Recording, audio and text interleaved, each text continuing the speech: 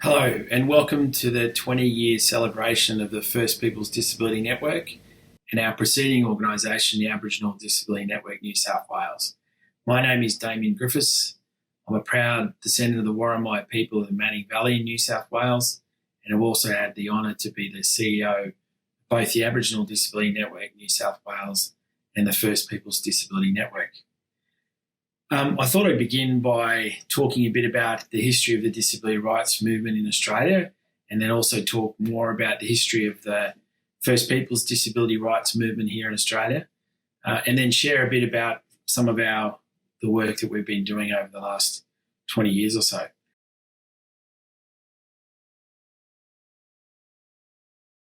So we can trace our origins to a gathering of First Nations people with disability that was held in Alice Springs back in 1999. And at that gathering, every jurisdiction sent a male and female Aboriginal and Torres Strait Islander person with disability. And at that meeting, a number of recommendations were made, and one of those was for people to go back to their states and set up state-based networks of and for Aboriginal and Torres Strait Islander people with disability. So in 2001, myself and Uncle Lester Bostock, our founding elder, had the first statewide gathering at Gibbagunya, Darrawal Aboriginal Land Council south of Sydney, and where we had more than 100 Aboriginal people with disability and their families from around the state come together to be a voice for Aboriginal people with disability. So that event was an historic one, and from there a steering committee was established that included founding members like Uncle Lester Bostock, Uncle John Foster, Ros Sackley, myself, and a couple of other community members who played a critical role at the beginning of the New South Wales network. Meanwhile, in other jurisdictions, not a lot was happening, and that's because with the end of ATSIC, any opportunity to fund these networks disappeared, sadly. There was a network of Aboriginal and Torres Strait Islander people with disability in Queensland that was initially supported by Queenslanders with Disability, and the New South Wales network helped establish that.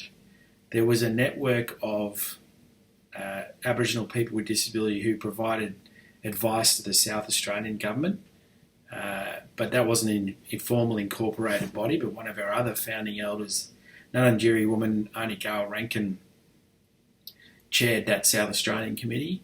In Western Australia, there was a network known as the Aboriginal Disability Network Western Australia, but that wasn't a network of Aboriginal people with disability. It was in fact a network of health professionals, so a different model again.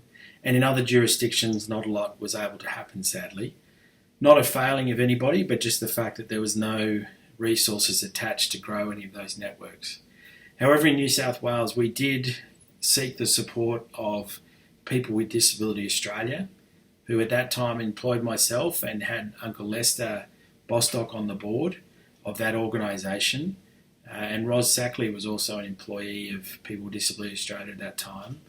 They kindly provided some in-kind support to us so that we could grow the New South Wales network.